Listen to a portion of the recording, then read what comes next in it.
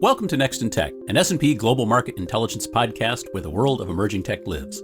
I'm your host, Eric Hanselman, Principal Research Analyst for the 451 research arm of S&P Global Market Intelligence. And today, we're going to be digging into the latest information security budgets and outlook study results with Dan Kennedy, who heads up the study. Dan, welcome back to the podcast. Thanks, Eric.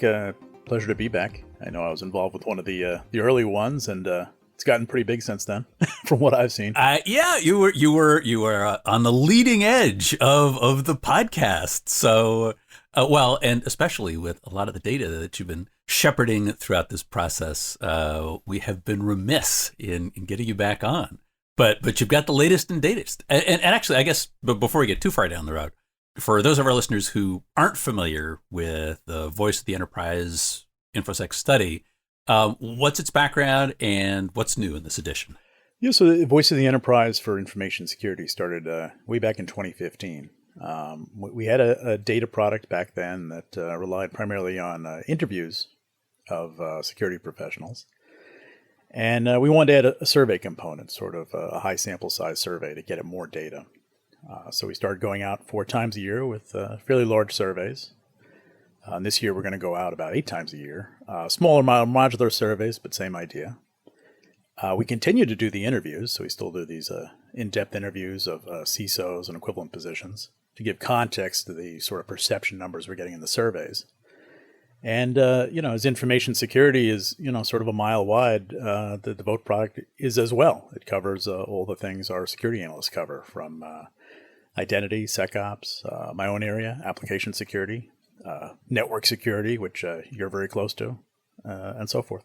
Well, and the in-depth interviews, I guess what we see in the product is actually the narratives. They're one of my favorite parts. Being able to actually see, real, text responses, or what the real responses from the actual interviews were, always gives such interesting color into perceptions because, I think in information security in a greater extent than maybe in some other disciplines, there's a lot of perception. There's, that's all wrapped up in this. There's a lot of variation in understanding of the technology and the threat models. And it's really interesting to see sort of what those deeper insights look like.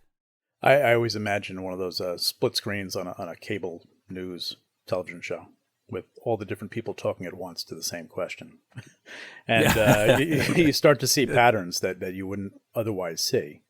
And as you say, perceptions are far and wide in security. And it's interesting as analysts, we're out talking to vendors, solving some fairly innovative problems. And for me, the conversations are very grounding in terms of the practical realities these security managers are facing.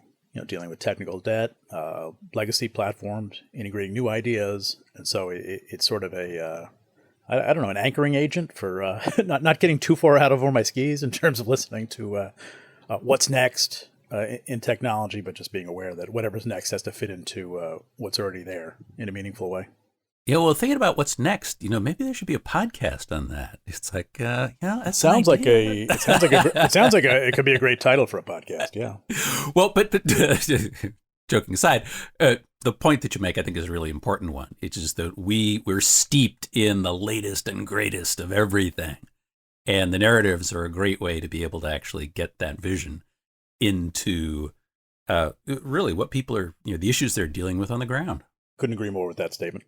But as well as the narratives, there is also hard data in there, and survey results that we're pulling back. And one of the things I was looking at data is that budgets are up yet again. What are your thoughts on what's driving them? This pandemic period, I know folks are probably sick of me talking, probably sick of us talking about it, but we're going to be feeling the effects for years to come on the security side. It was interesting as we sort of got knee deep into it. I went out in January of 2020 and I surveyed for, budget intention, sort of advancers and decliners.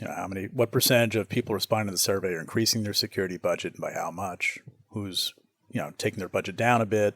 And, I got these numbers in 2020 and they look just like the numbers before that. More people increasing budget, budget increase of 20% net. And then, my results came out in January of 2020, and then February and March happened. I was like, oh. Yep. So I wasn't going to get everything is wrong. Yeah, I wasn't going to get in front of too many people with those numbers anymore. So I had to go back out. And it was probably the first time we did that, where we said, we're going to re-ask this question, right in the middle of this thing, and see what changed in between 2 quarters. And a lot changed. We went from, some more over 80% of people increasing budget to 66%.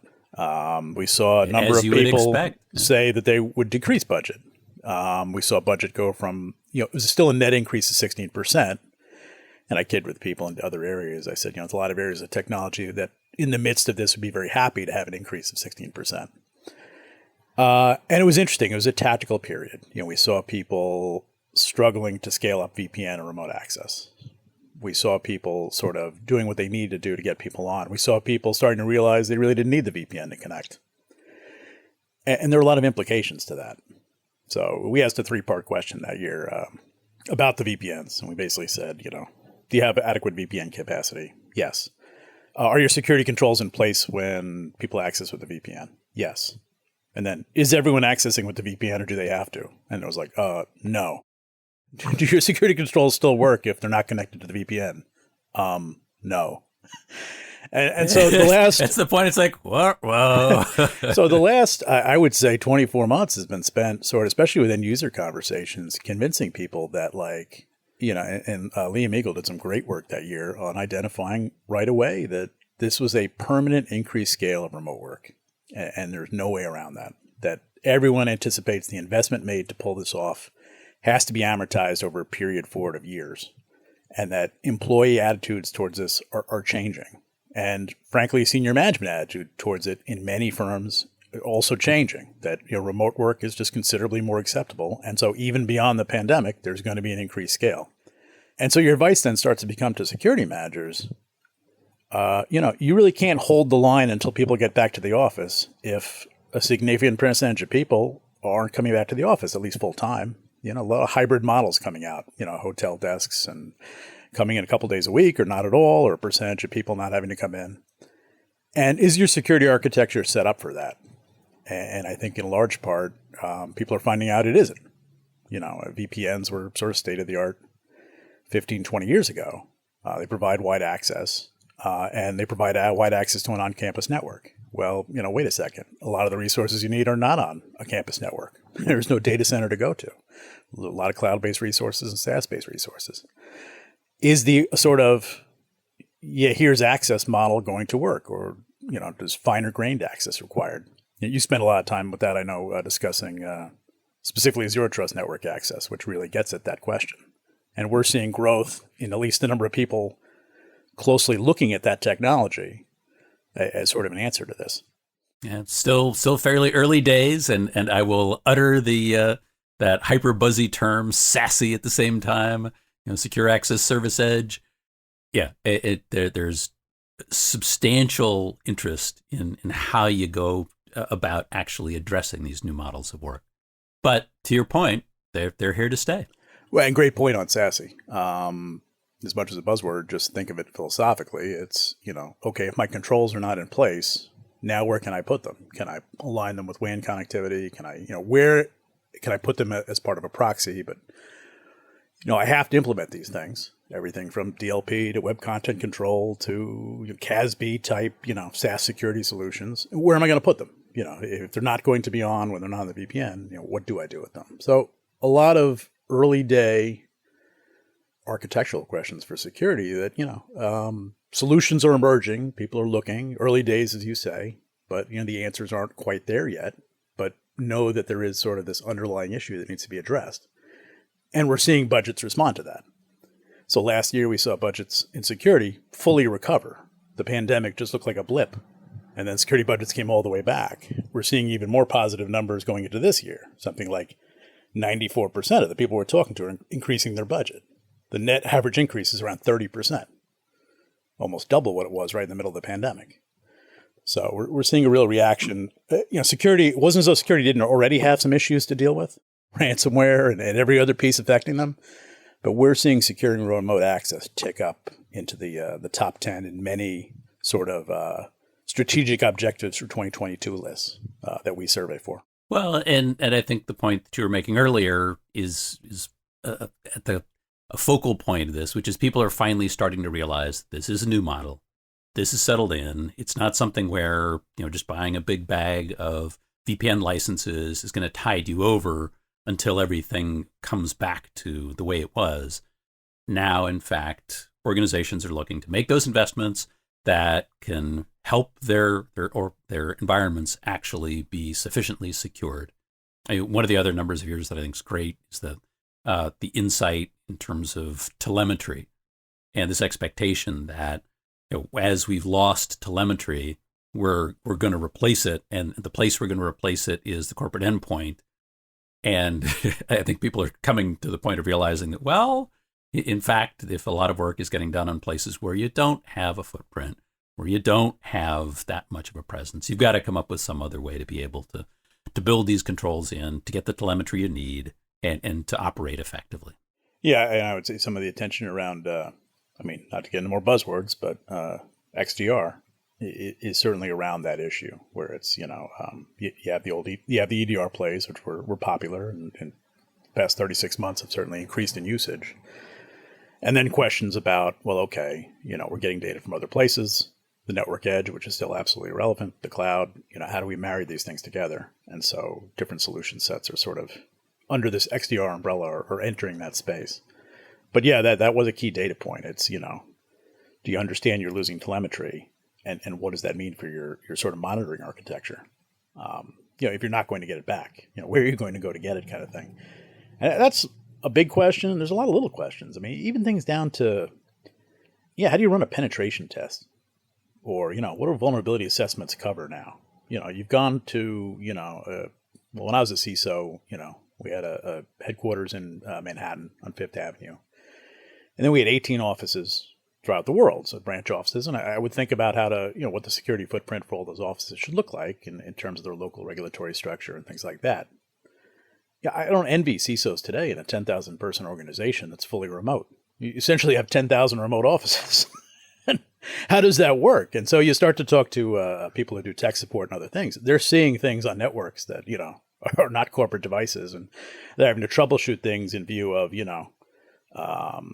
is the bandwidth problem, and wait a second, is someone playing a PS5 in the background? That might be the issue. Stuff like that. So it's layers of new problems from that and a security perspective. Well, and you uttered the other important word, which is cloud. Cloud has always been, over generations of this study, a big concern. But I was interested to see that now respondents are identifying that they're getting more comfortable in cloud. Is this progress? Is this still, are there still enough risks left exposed? What's your thought? Yeah. So it's a great point, Eric. When we started asking about cloud security, back in the InfoPro days, we'd always get the answer, how are you securing it? Well, the cloud provider will take care of that. It was always a very bizarre answer, and it reflected a real lack of knowledge of what we started to call console security, which, it's not actually security of the console, but just the idea that the infrastructure you build console on up in the cloud is yours to own. The cloud provider shared responsibility model. Not going to, then it's really, it's not even shared. This is your responsibility and this is our responsibility, and you don't seem to understand the difference. And I'm still running into folks and some of that data you referenced that don't get that. Now, we ask about that question in a creative way. We say, how would you know your cloud-hosted application was breached? Something you built on infrastructure as a service. And we ask it in the survey, and we ask it in the interviews. And the interviews are interesting because it always becomes like a tabletop exercise, which makes me laugh because, it makes me think I'm the first person who asked the question, which is sort of funny when I'm talking to really senior security people. Wow. Yeah, that's okay. Little head scratching there, but okay. Hey, it's the great thing about the study. We do get these kinds of insights. Right. So we're intentional in sort of spurring this thought process. And we get answers like, well, I think AWS would alert me. And we can sometimes ask follow-ups like, well, how would they do that? What have you done to install security monitoring for your infrastructure built on the cloud? And the encouraging thing is we're seeing a much greater percentage of people we've been good about asking the same question from 2015 now to 2022. The percentage of people saying our security monitoring that we've intentionally architected into our cloud footprint would be the first sort of canary in the coal mine, the first tripwire a bad actor would hit that would let us know about it. We're getting a much lower percentage of people misunderstanding the entire cloud model and saying, the cloud provider would tell me. Because the cloud provider, they're going to tell you about things in their own infrastructure, and they're going to try to prevent you from hurting yourself. We saw that famously with the S3 bucket example with AWS, where, they offer a lot of flexibility, but they started to offer new defaults that were more secure, more indicators such that you couldn't misconfigure them as easily as you could in the past. So they want to provide guardrails, they want to provide you guidance, but they also want to give you the flexibility to do what you're trying to do on their platform. So ultimately, you're still responsible, and we're seeing a better understanding of that. And we're seeing an erosion of the percentage of people who say there are security requirements that would prevent them from hosting something in the cloud. And that's gone down significantly. When I first came into this, people would always cite, well, compliance and security are major inhibitors to the cloud.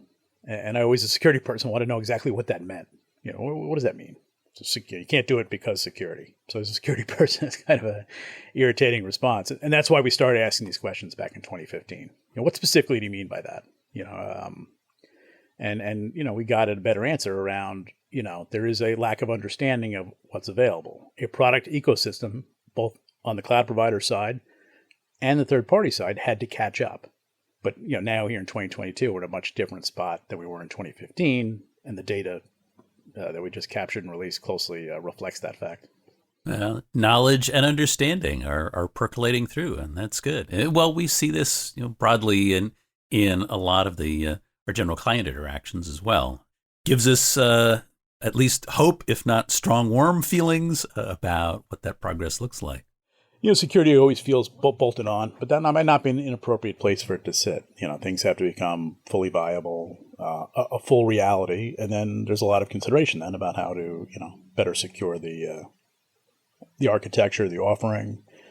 But I've watched this routine go on for years now with in other areas. Think about mobile and other aspects of technology, and we're going to see it in other areas as well. Well, it's good that we're making progress, and it is one of those things that, again, we see all of the cutting edge capabilities out there, but those are things that take a while to get integrated into the operational mindset and the capabilities of the rest of the world. So yeah, well, good to see there's progress.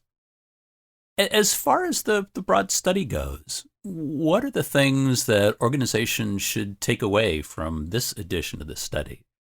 And what do you think are some of those top line pieces that are the more useful perspectives? It's interesting. I mean, for the cloud studies, certainly, the sophistication around what really are the security concerns and where are sort of third-party platforms making inroads. So, think cloud security posture management, cloud identity entitlement management, some of these new pieces coming out, these new categories, where do they fit in? And we're sort of identifying, implementation usage. So for end users, that's really a source of benchmarking data. Where are you with your security program compared to other folks? Other takeaways, it's interesting. I still see sort of divides. So, I ask about top concerns, and, the biggest citations for cloud security are data residency, compliance issues, and auditability, which is very related to compliance issues, but the ability to audit your platform. And then shared responsibility again. And after all those things, then we get into, concerns around sensitive data and identity access control. And yet, in the top ways people are addressing the concerns, the most cited thing is identity management, authorization, data security plays in, monitoring.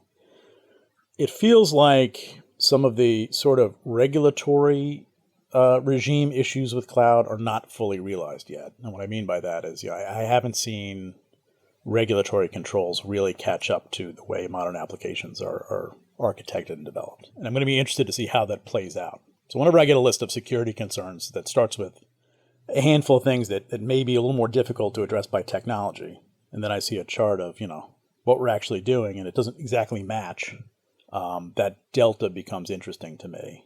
And so I'm interested to see how the cloud providers react, and even how, state, in our country, state and federal regulatory controls catch up to the way sort of applications are now developed. I don't think that's been fully realized yet. Well, I mean, the current administration, fortunately enough, is pushing greater cybersecurity awareness and seems to be pushing that out. I was noticing that the NSA is now going to have a much greater role in national security in the defense realm, taking what CISA has been doing in the commercial sector and starting to push that out. And the FCC, I guess, is also looking to push breach notification to network operators in more sophisticated ways, or if nothing else, at least more timely ways, and start to get involved in the process. So there's, I guess, a little more regulatory awareness that's creeping in there. I would certainly say it's a reality that the security managers are dealing with. And certainly our friends in the UK a couple of years ago were hit pretty hard by some of the breach notification requirements and penalties associated with them. But it's going to be an interesting area as it sort of fully emerges with the way infrastructure as a service works in the cloud, the way applications are hosted. And it's interesting. Some of the language used by regulators still feels locked into old models of IT architecture. So it's going to be interesting to see as they sort of cover that delta, what controls come out of that. But you raised some very good points, and CISA has certainly made some very important inroads in sort of advising folks and making suggestions around policy. We saw the S-bombs prominently mentioned in an executive order early last year. Software bill of materials. Software bill of materials for those of our...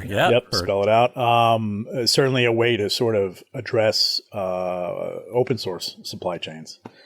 I do gid with people. I from open source security perspective, when I started as an application developer, it was, whether or not to use an open source package. And now I think for applications, the meaningful measurement is the percentage of the application that is open source. It's just it's a programming constant, if you will, that it is going to be included. So, how do you then manage that piece of it in terms of, this is code written by other folks? How do you keep it up to date? How do you contain issues? You saw Log4j make some waves at the end of last year. Everyone's using the same package, and there's a problem within that package that can be very impactful. And impactful from a vendor management standpoint as well. How many of your vendor tools are using that library, and what's their fixed timeline? Well, software supply chain management. Exactly.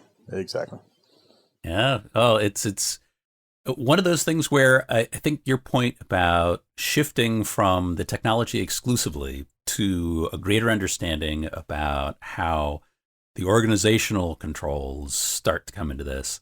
And again, with any luck, regulatory requirements will start to mature. Auditors certainly are getting more capable and better versed in a lot of these things. So those things will actually start to take the form of hopefully some more sophisticated guidance as this goes forward. Absolutely. The other, you asked about takeaways. The other takeaway I have is looking at sort of the current state of security controls and the sort of planned future state. And the one delta I see is that, the most common approach currently is security tools and services that are sort of included default in the cloud subscription. But the most cited planned answer is additional third-party security tools and services. So, theoretically, if these plans pan out, we're seeing a slightly different cloud architecture than we do today with a much greater third-party footprint from a security perspective. And what that... It's interesting. There's sort of a push and pull that happens there, even in the market now.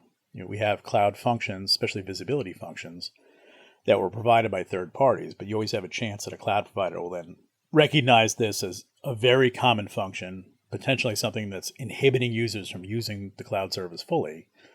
And they can kind of subsume that as a feature. They can decide they're going to offer it by default or with a very low additional cost, sort of taking away a piece that was part of the third-party ecosystem. And so the third parties are always sort of racing out in front of that. Yeah, well, they've got strong motivations, the cloud providers do, to remove any roadblocks. And security, of course, is one where a lot of those exist. Absolutely, and I think where third parties get in trouble specifically is their solution. I hate to say it's not cloudy enough, but what I mean by that is it's not auto-scaling. It doesn't scale with the same speed as the rest of the cloud components. It adds onerous requirements, agents, other pieces that involve manual setup. And so, the fastest way to get a cloud provider to address things is to start to generate a lot of problems around what they think is a necessary service. Then they will sort of turn the barge a little bit and start to address those things, and they could kind of remove a market or commoditize a function. And for a third party, then they have to sort of stay out in front of that and always be offering sort of a service that's sort of a step ahead of what the cloud providers want to do themselves. Yeah, well, and it's getting to that position of being able to both help organizations take the controls that are familiar and bring them into that cloudy world in ways that are cloud efficient and effective. It's a great point. I included a narrative in the report I just published where security manager was saying that, and I'm not going to be critical, but what I think is an interesting viewpoint, which is, I'd like to use the same tools I have on-prem, which is something I've heard for half a decade now. And it's not really that. It's I want the capabilities of the mature security architecture that was built over here. It's not the same tools necessarily. It's certainly not implemented the same way, but it's a monitoring capability, an asset inventory capability, the ability to create reporting as they want or do prevention as they want. So, and that, we've been talking about a long time, but that is not settled yet. This cloud ecosystem is still building up very quickly. Well, as with many things about next generation technology. Wow. Well, thanks for all of the background, Dan. This is great. We'll encourage our users to take a look at the data. And of course, a lot of the research is going to be spilling out of a lot of this. But thanks for being back on the podcast. Oh, my pleasure. Anytime. And that's it for this episode of Next in Tech. Thanks to our audience for staying with us. I hope you'll join us for our next episode, where we will be talking about technology M&A, talking about actually a lot of the technologies that are merging and swirling together. And we hope you'll join us then, because there is always something next in tech.